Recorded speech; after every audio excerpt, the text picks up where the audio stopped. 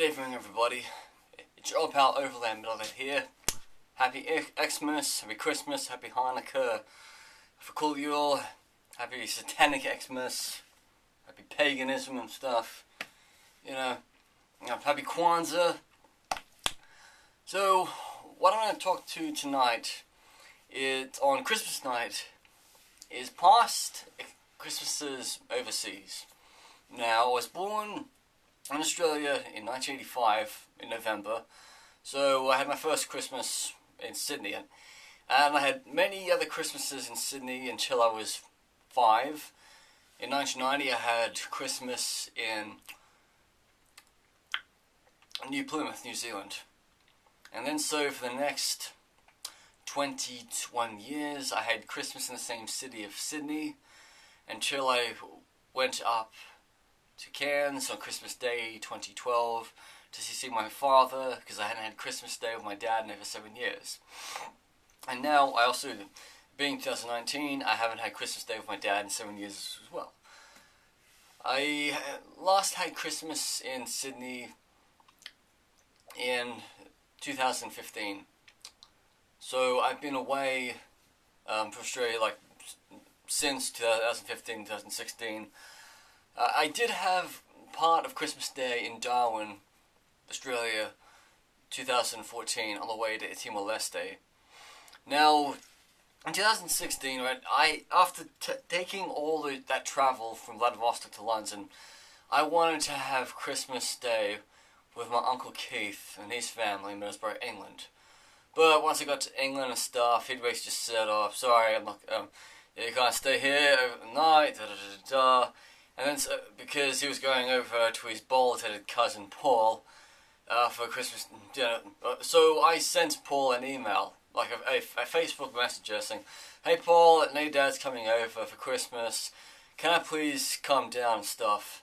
And Paul had no fucking decency to respond to me, and so I just found that very retarded and childish for a man who's like 43 years old not to respond to his younger cousin with a yes or a no. I mean, I asked other cousins in England, in Scotland, "Oh, can I come up and stuff?" And I asked them months ago, and they said, "No, sir, sorry, Martin, we're not going to be here, or we're going to be away." And that's nice, and that's fair enough. So I had to sit in a Glasgow shithouse, flophouse of a hotel called St. Onich in the middle of Glasgow. You're getting like bed bugs and all this old drunk man criticizing me about the small aspects of my life. And then on Christmas Day, I changed to the Tartan Hostel, not far from Glasgow.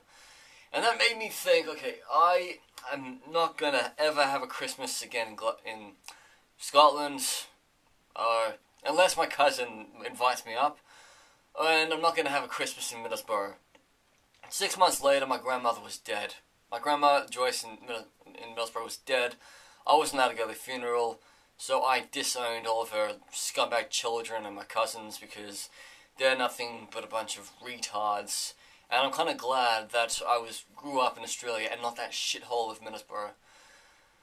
So in 2017, I was living in youth hostels. Hostels in London get really expensive at Christmas time.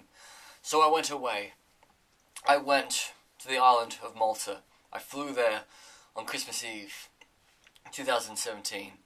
And then on Christmas Day, I went to the town of Rabat, and I met an Australian woman who was the niece of a friend of mine, Marianne, who taught me yoga at the last place I ever worked in Sydney, St. Joseph's. And it was really nice to hang out with a woman from my country, because we both had same ideas and stuff. We didn't like living in Australia. We both emigrated to foreign countries of our ancestors to live a better life. And then so I thought to myself, this has been a fantastic Christmas in Malta. I even went to an Anglican church nearby, outside of Valletta, because the main one was used by the Catholics. And Simon Godfrey, called Reverend of that church, he basically said when they built this church in Malta 150 years ago, it was like a slice of England in Malta. And it still is. I mean, I saw a lot of English expats working in the shops over there, selling me Sisk beer and all, and sweet stuff, like on Christmas Eve night. So then 2018 came along. I asked my cousins in the United Kingdom, hey, you're going to be home for Christmas and all? And they say, no, unfortunately, we're going to go to Paris, we're going to go away. I thought, okay, fair enough. So I decided I would go to Central America. I booked a cheap flight on TUI Airways thanks to the Black Friday sale. And it got me from Birmingham to Cancun for £340 return. So I flew from Cancun and I travelled all the way to San Jose, Costa Rica in about 10 days. I spent Christmas Day in Managua in Nicaragua, a country that's very close to my heart because of the government is very anti-imperialist, anti-American stuff, and very far left. I mean, if you look back in history, Nicaragua was controlled by a bullshit family dynasty of Somoza before the Sandinos eliminated them. And so on Christmas Eve in Nicaragua last year, I'm walking around the town. I'm trying to find where the silhouette of Augusto Sandino, the national hero of Nicaragua. And I see this Afro-Nicaraguan police officer or military guy with guns and all that stuff. And he says to me, oh, can I help you? And I said to them, is the monument of the silhouette open tonight? And he said, for who? I said, your national hero, Sandino. I said, and he said, the park is closed now. And then so I said, will it be open on Christmas Day? And he said, yes. And so I said, well, Merry Christmas, or Feliz Navidad. And he said he wished me a Merry Christmas. And so the next day, I got up, I paid for another night in my hostel, and I went to that straight to the monument, and that police officer I was talking to the previous night, he was still there. And he was very down to earth to have seen me again, and he taught me about this island that Nicaragua owns on the Caribbean Sea. And so to go to see a tall silhouette of Augusto Sandino and a really shitty tank the Italians gave to the Nicaraguan Somoza dynasty was a Marxist's dream come true. I'd spent the previous night walking around Managua and seeing a lot of Marxist statues, or anti-imperialist statues. I mean, there was a park dedicated to Salvador Allende, the Chilean president who committed suicide in a coup in 1973. There was a tall monument to Simon Bolivar, a Venezuelan who liberated a quarter of South America from Spanish rule. And then there's the typical Sandino monuments. There's a couple of graves and stuff, and so I kind of wish I could have spent more time in Managua, Nicaragua, than all the other countries in Central America. So then 2019 comes along, and I've decided that I'm going to stay in London for the first time.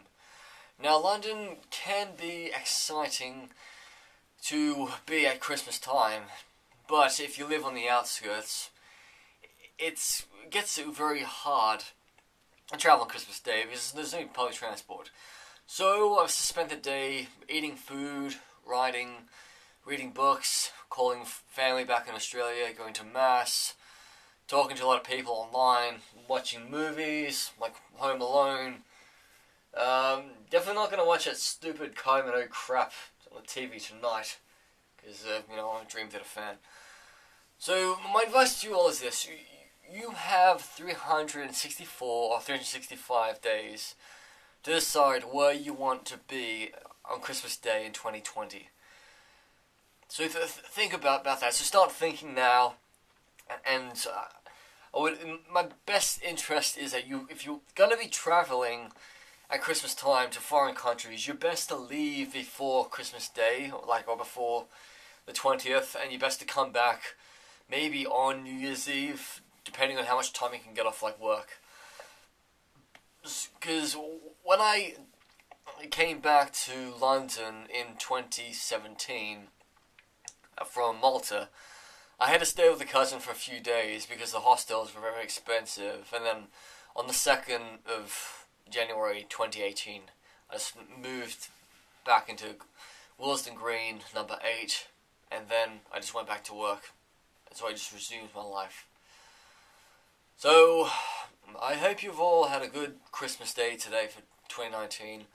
For all these people around the world who were alone, had no family, were mourning, got up to like nothing, I think about you because, I've been in your position many times.